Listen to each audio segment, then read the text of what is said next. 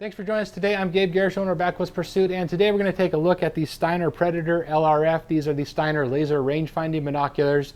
We're going to walk through how they performed for us in our testing, some of the pros and cons we came away with after using these, and then walk through the menu and setup and show you the functions and availability of the different features that they have to help you decide if they're the right fit for what you're looking for in a laser range-finding binocular. We really appreciate it if you hit that subscribe button and follow us on Facebook and Instagram. Check out our website, backwoodspursuit.com. Tons of gear reviews over there. I'll put links to all that down in the description, as well as a link to the Steiner Predator LRF laser range-finding binoculars, all that down in the description. Let's dive into this review.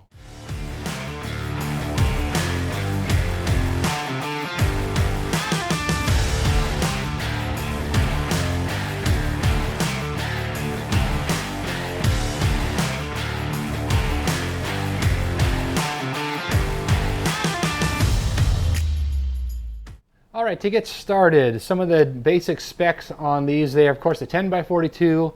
They come in at just under 36 ounces, 35.8 ounces. One of the things you'll notice when you look at these is just how slim they are in their build. They look like a true 10x42 binocular. A lot of your range-finding binoculars out there, you'll have bulges on the underneath side or things protruding on the inside or whatnot where the battery compartment is, or a various number of things that way. So one of the things that first stuck out to me with these is just how slim they are. They really do look like a standard 10x42 binocular, which is really nice. Eye relief, you got 16 millimeters of eye relief. So that's pretty average, maybe a little bit below average from others that we've tested and tried, but plenty of eye relief to do what you need them to do that way.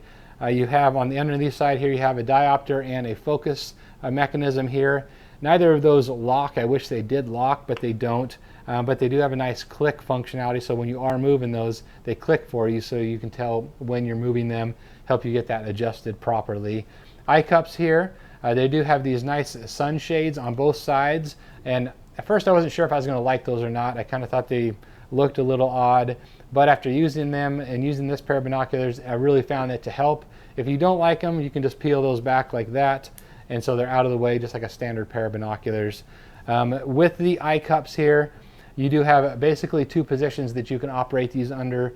So you can have them all the way down, all the way in the lowest position, or all the way in the up position. And if you have these pulled out, you can tell that rotated under, so you can just spin that out to the position that you want. So we're going to rotate that up and then spin that out so that the sun protection can be right on the side of your face where it's going to do the most benefit for you.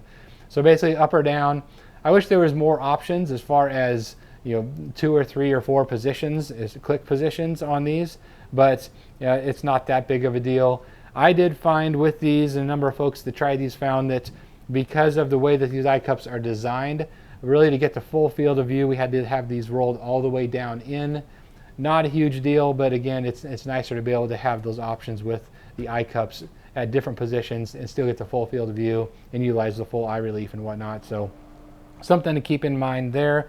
Here on this side, you've got your fire button and your settings button. We'll go over more of that in just a moment, but that's how those operate. As you can tell here, I've got the Aussie Bino clamp. This is a Bino tripod adapter.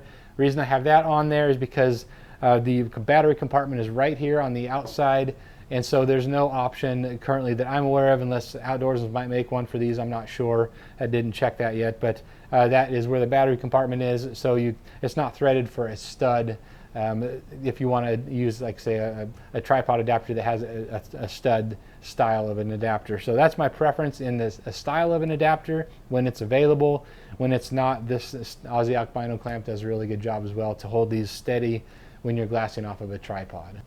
Now the field of view on these is 315 feet at 1,000 yards, so that's a little bit on the small side. Your typical 10x42 is going to run typically, say, 335 to 340. That's pretty normal. Some can be up to 360 and 370, and something like, you know, the Swaro NLPers are going to be, and I'm saying 399 feet at 1,000 yards. But 315, it's on the small side, but it still does a good job of not making it feel like it's a small field of view. So when you look through them, it's not a tunnel field or anything like that. It does a good job that way. Focus wheel right here is between these two hinges here. It is fairly convenient for your hands. The one thing I will note that when we started using this, if you like to use your index finger for that rangefinder right there, it's better to learn to use your middle finger here to use as on the focus wheel. If you're going back and forth with your index finger onto the focus wheel, it gets a little bit clunky to do that, so it's easier just to keep your finger on that range button and then learn to focus with that middle finger, and that worked a little bit better when we were testing these out. Now on this focus wheel, there's some, it's kind of a unique, there's only a couple pairs of binoculars I've used that function like this. So when you're rolling this over to bring something in focus, and I seem to always go past focus just a little bit and then want to bring it back to make sure I've got the perfect image. With these though, it's nice and smooth. There's absolutely no play in this focus wheel. So if I'm going and I'm finding that as close to focus as I can and then go a little past it and then come to bring it back, it takes about 1/8 of a rotation before that wants to basically re-engage or re-affect that focus, which is a little bit unique and it takes a little bit of getting used to. There's not any play in there, so it's not like there's play on the mechanism or anything like that. It just is not as super responsive if you're wanting to go just back and forth just a little bit at a time. You're not going to notice too much in the image itself as far as clarifying. So you want to go just past it and then roll that back real slowly, and they'll bring that right back into image right back into focus. So something to take note that we took a little bit of getting used to on the focus mechanism of these, but they do a good job that way once you kind of figure out how that works. Now getting into how these things are set up here, you of course have the diopter and the focus mechanism. This side over here focuses the reticle on the range-finding display, and this side is your diopter. So when you're dealing with a range-finding binocular like this, you want to go ahead and bring the right eye into close your left eye, or cover this left barrel here, the left objective, and then bring that into focus, and then turn that range finding function on, and then use this focus wheel here, or this focus ring right underneath the eye cup, to bring that reticle into focus. Now once you do that, you're going to cover this eye, the right hand eye, and then bring this diopter into focus so that both of them are in focus. Kind of the opposite of a typical binocular when you're setting the diopter, but that's the way that I found to work best with range-finding binoculars. Now on to the optical performance of the Steiner Predator LRF. These give you a really nice crisp image and some of the best edge-to-edge clarity in their class. In fact, we thought that they were the best edge-to-edge as far as edge-to-edge clarity, the #1 performer in that category in their price class. Really, really good that way, and they even played ball with some of the much more expensive range-finding binoculars in that department. So really good that way. Now, with all range-finding binoculars, they tend to have some kind of color tint to them. These guys have a greenish tint to them. Some we tested have more of a yellow, some a blue, some even kind of a rose-colored tint. So it just depends on what your eye likes the best as far as what color tint. Some like the Swarovskis and the Zeiss, the EO range and the Victory RFs, they had a more neutral tone, but pretty much most of the other ones we tested have a different color hue to them. Some people like that, some people don't. Just kind of depends on personal preference there. These have a greenish tint, and that did a couple of things. In brighter light, it tended to tone down some of those bright tones that can be harsh on your eyes. In low light, it kind of gave you a little bit darker image. So even though the detail was really good, sometimes the overall image looked a little darker than some of the other competitors that say maybe have a rose-colored tint or even a yellow tint. Those are a little bit brighter colors. So even though you had that greenish tint, the image was clearer than others in this price class. So a little darker image, but a little clearer, kind of personal preference again there. But they did perform very well that way. Now, as far as rangefinder on these Predator LRFs, they give you a full feature laser rangefinder integrated into these binoculars. You've got a nice red display, one of my favorite displays really in a rangefinding binocular. Really nice and crisp and clear, easy to read, not overly cluttered, which is really what I like in a rangefinder, any rangefinder binoculars or a handheld. So really nice that way. You've got angle compensation, you've got a golf mode, you've got a hunting mode, and a bad weather or something that's going to cut through fog and whatnot better. So you've got that mode, which is really easy to get in and out of. Then of course display brightness and whatnot, and then scan mode as well within these. If you're looking for something that's going to do your long range shooting and spit out your mil corrections or your MOA corrections, that sort of thing, This does not have applied ballistics integrated, so you may want to look for something else, but they work great for archery and your typical range finding features if you need something that doesn't display your long range corrections that way. So they give you pretty much everything you need that way, and a great scan mode also. As far as performance, I was able to get offhand with these pretty regularly, the 15 to 1600 range. I believe the specs say you can go out to 1936 yards or something of that nature. So I wasn't able to quite get that offhand, but I was looking at non-reflective targets offhand, like side of a hill, sagebrush, that sort of thing. And so that is plenty of yardage for what I'm needing out of a rangefinder, unless you're really getting into, again, that long range shooting and whatnot. But if you are, you're probably going to want something that has some of that applied ballistics integrated anyways. So very easily got that 15 to 1600 yards repeatedly on a non-reflective target for me, so that does great that way, and really all you need in a rangefinder. Now a quick rundown of the setup and of the features that the rangefinder offers you. Again, like most rangefinders, you're going to go ahead and click that to turn it on. Over here is your settings, which you can cycle through very, very easily. So we turn that on and look through that right eye. That right eye is where that rangefinder is going to be, like pretty much all rangefinding binoculars out there.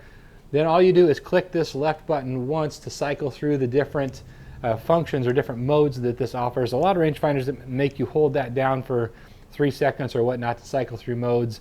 This is really nice that that's not the way it works. You push it once and it cycles to the next mode. So if you need to skip between the fog mode and the hunt mode, or a standard mode where you get typically the best all-around ranges, you can cycle through that very, very quick and easily without having to hold the button down. So you're going to go ahead and turn that on, and you'll see the first range you're going to see is just the standard mode. Now in standard mode, it is really nice that you have an active and ongoing display of the angle that the binoculars are held at. So if you move that down or up, you're going to see that angular display of how up or down, how much angle you have there. Now if you click that left-hand display or that settings button again here, you're going to see that first one there that we see is the rain cloud, or that's the fog and the bad weather mode. So it's going to give you a little better performance in bad weather. And now you'll also notice that that second line, rather than an angular display, you've got the horizontal distance or the angle compensated range. So that's really nice. So you can go ahead and range that, and then your line of sight is the first number. That angular compensated range, or that angle compensated range, is the one below that. So the next option here is the golf flag. Now the golf flag can be used obviously for golfing, but also in a hunting situation too, or other situations where the range that you're wanting to get is the closest object. So it's going to spit back the range from that closest object rather than going through brush or something like that. So that's what you'd potentially use that for. Next is the picture of the deer. So this is your hunt mode. So this is going to be a brush mode. It's going to give you the range through some brush or whatnot, which is typically often used in a hunting situation where an animal might be kind of behind a tree or a bush, or you want to get through the one or two pieces of blades of grass that might be covering the animal or something like that. So that's what that's going to be used for, and that's a great mode to leave it at as well. And again, you still have in this mode, in everything other than that standard mode, you're going to have that horizontal distance. That second number going to give you that angle compensated range. So then we go to the next mode here is going to be, after that, you're going to see all of the options in the display, and this is where you can change the brightness in the display. So 1, 2, 3, 4, 5, 6 in the brightness of that display, as well as how much battery you have left there. Looks like I'm getting low on the battery on this. And then if you hit that settings button again, that takes you back to standard mode where we started, and it's going to give you that active angular display within the display. So very, very simple to go through and set up. There's not a whole lot to it. There's not a whole lot of programming, and you can do it all really quick and easy, and you can change really quick from one to the other if weather gets bad, or if you need to change from going through the brush for that hunt mode to you want to know what that brush is right up front in front of the animal. You can change to that golf mode, or you can change the standard mode and just get the best all-around range. So really easy that way. Now another thing we need to look at here is the scan mode. Just like most scan modes, turn that on and then hold that down for a couple of seconds, and then that's going to start scanning. Now when it's scanning, you're going to see that thing blinking for you, and it's going to let you know that you're scanning. So when that reticle is blinking, that's your scanning, and you know that the whole time that that's blinking, it's going to be picking up those ranges, going to give you a couple ranges a second, which is nice on the scan mode. So that's the Steiner Predator LRF, their laser rangefinding binocular. They're a great laser rangefinding binocular. They certainly do have their limitations and a few things we didn't like about them. You know, like the focus wheel, that felt like it could be a little tighter as far as if you really want to micro adjust. Took some getting used to as far as how that adjusted. Wish, again, like I mentioned earlier, those eye cups had more click options that way. I wish I could be able to run that all the way out or have multiple options rather than just all the way in to be able to see the full field of view. Other than that, you know, not necessarily a pro or a con, but that the green tint wasn't the best in low light. It kind of created an overall darker image, but that edge-to-edge clarity that they offer is some of the best in its class, certainly. And the size of these is awesome. They're not really super bulky like a lot of your rangefinding binoculars out there. Really good that way. The hinge is plenty tight, so it's not going to move on you. I hate it when binoculars don't have the hinge tight enough, so you stick them in your bino harness and then you have to adjust that interpupillary distance every single time you pull them out. These are not like that. They do a great job that way. If you want to use them on a tripod, this Aussie does a great job. And these sunshades on the side were definitely a pro. I really liked those more than I thought that I would as well. So definitely some pros and cons, but these are some great rangefinding binoculars at a good price point. More of an entry-level price point for rangefinding binoculars. So you're certainly not going to expect, you know, top-tier optical performance out of these, but they do a really good job. If you have any questions or comments, please drop those down in the comment section. Happy to help answer any questions we possibly can for you. I will also put a link to these down in the description for you so you can check them out for yourself. Thanks for watching here today, and we will see you next time.